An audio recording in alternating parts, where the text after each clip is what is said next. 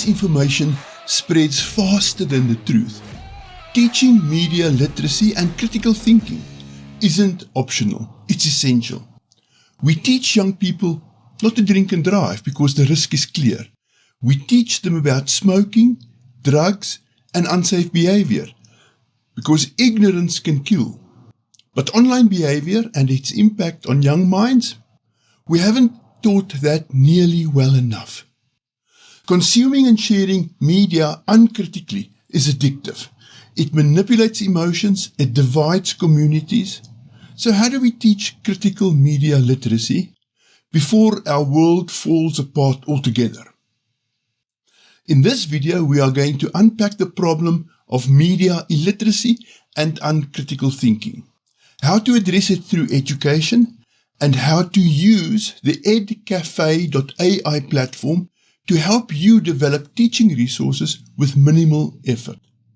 There is a free option that I used at Edcafe with great success, but they have also been kind enough to sponsor me with a premium subscription, for which I thank them. I will use that subscription to create as many critical thinking and media literacy teaching resources as I can, and I will share those with you. Because here is the truth. Today's young adults are at the sharpest edge of this problem. They've just left home, they started university or their first jobs, and are suddenly swimming in more information than any generation before them. Some of it is accurate, some of it's not, and all of it is competing for their attention. Our job as educators is to help them tell the difference. Now, let's be clear about what we mean by critical thinking. Critical thinking is the ability to question, to weigh evidence, to separate fact from opinion, and media literacy is simply critical thinking applied to the information we consume. It is the toolkit for decoding headlines, spotting emotional manipulation, and resisting echo chambers. It is essential today as seatbelt laws were in the 1970s, and yes, as essential as condoms in the 1990s. Because here is the reality. Misinformation is not slowing down. Deepfakes, AI-generated images, clickbait headlines, they are multiplying faster than we can keep up. If we don't teach the next generation how to navigate this flood of content, someone else will shape what they believe. So the challenge for us as educators is this. How do we teach young people to pause before they share, to question before they believe, to verify before they act, and even when what they encounter is true, to reflect on their reasons for sharing it and the possible impact it might have on others? Part of the answer lies in understanding the system itself. The algorithms shaping online behavior are not neutral. They are designed to maximize engagement, whether it's true or not. So part of teaching critical thinking is teaching how the system works, because you cannot resist what you do not understand. The intention of all social media algorithms is pretty straightforward. Take the YouTube algorithm as an example. It doesn't know you personally, but it knows your viewing habits. It knows you like educational content. It knows from past behavior that you might spend some time watching this video. Maybe even like and subscribe to the channel. Now, if the algorithm guessed correctly, please do so now. Because it knows these things, it shows you more of what you already like. The longer you stay on the platform, the better it is for their business model. That's true for YouTube, TikTok, Discord, Facebook, and almost every platform out there. Now, because my content is about education, you are not going to get a big dopamine rush from watching it. You probably won't forward it to all your friends either. So my channel will stay small and respectable. But content can be deliberately designed to trigger strong emotions, either outrage or its opposite, the warm affirmation of something you already believe. Both emotions release dopamine, the brain chemical tied to reward and motivation. Outrage feels satisfying in a peculiar way because it confirms what we already think, just in a negative tone. When anything strongly affirms what we want to be true, whether positive or negative, it creates that little bit of emotional rewarding dopamine. As humans, we're wired to seek out those hits and to share the content that delivers them. This often leads to a kind of dopamine addiction. The algorithm knows this perfectly well and keeps feeding you more because it keeps you watching and it serves its business model. And often the content driving these emotions is also pushing someone else's agenda, even if that agenda is simply more clicks and higher ratings. But imagine someone wanted to grow a channel fast and did not care about the truth. They might post something outrageous, maybe a conspiracy theory. The algorithm knows who is likely to click on that, who will share it, and who will get that dopamine hit. The platform wins because it got the engagement, the creator because they grew their audience, but society loses because a few more people got pulled into an uncritical, emotional echo chamber. This is not a hypothetical problem. It has happened before. In South Africa, the Bell Pottinger Advertising Agency was hired by corrupt leaders to distract the public from a massive corruption scandal. They pushed the idea of white monopoly capital as the real enemy and used social media echo chambers to amplify the message. It divided an already fragile society. The agency collapsed in disgrace when the truth came out, but the damage was done. That is why media literacy matters, because people who cannot question what they see online become easy targets for anyone with money, power, or an agenda. But media literacy is not only about questioning what we see, it is also about how and why we share it. Even if something is true, sharing it without considering the timing, audience, or consequences can do real harm.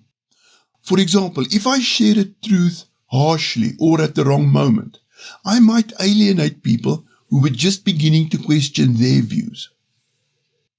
Instead of moving closer to understanding, they would retreat further into defensiveness. Responsible sharing means thinking about both the truth itself and the impact of broadcasting it. What should we do in critical thinking and media literacy training? In a typical critical thinking and media literacy training for young adults, participants engage in a mix of interactive exercises designed to sharpen their analytical skill and digital awareness. They might start by evaluating real social media posts and news articles, identifying misleading claims or biased language. Small group debates can help them practice defending their viewpoints with evidence while recognizing logical fallacies in others' arguments. Fact-checking challenges encourage learners to verify sources and assess credibility under time constraints. Interactive simulations can demonstrate how misinformation spreads through networks, showing the role of algorithms and echo chambers. Participants may also create their own counter-narratives or educational content, applying critical thinking to communicate responsibly online. Finally, reflective journaling or guided discussion prompts help them connect these lessons to their own media consumption habits, building long-term habits of skepticism and discernment. So, here is what we will do next. We will head over to edcafe.ai and prompt it with the script of this very video. You can create a free account, choose create a lesson plan, and give it a topic. The platform can use the topic alone, or you can upload text, web pages, or files to guide it further. I uploaded this script and got a full lesson plan for training teachers on media literacy. That platform gave me a Word document and a PowerPoint presentation that my educators can adapt. I've posted both in the free mini Moodle course linked below, along with some other media literacy training resources. One of the standout features of edcafe.ai is its chatbot capability. I created a media literacy chatbot that offers learners a safe, interactive space to explore their own digital habits and beliefs. Instead of passively reading about responsible media use, students engage in a guided conversation that adapts to their responses, introduces key concepts step by step, and provides personalized coaching along the way. This conversational approach not only increases engagement, but also lowers the barrier to honest self-reflection, because learners interact privately at their own pace and without fear of judgment. In training settings, such chatbots offer scalable, always available support, complementing live instruction with individual guidance. You can experience this chatbot in the free mini Moodle course linked below. If you prefer, use a pseudonym. I will be able to see the responses as any educator would to gauge the class's media literacy and critical thinking skills. Because here's the goal. We want to equip teachers, trainers, even clergy with ready-made materials to start teaching these skills right away. Now, let's be honest about why this matters so much. Algorithms reward outrage because outrage spreads faster than facts. Clickbait headlines dominate because they get clicks, and going viral has nothing to do with scientific accuracy or balanced reporting. So, students need to learn the mechanics behind the screen. They need to know why some content spreads and why others doesn't.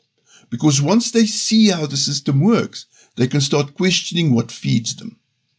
The Gutenberg press wasn't the problem when revolutionaries printed pamphlets to rouse their masses.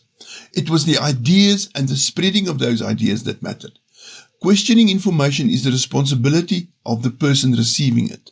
But platforms and governments do have a role in setting rules for how algorithms work and in shutting down echo chambers made of fake accounts. Some platforms moderate hate speech and misinformation.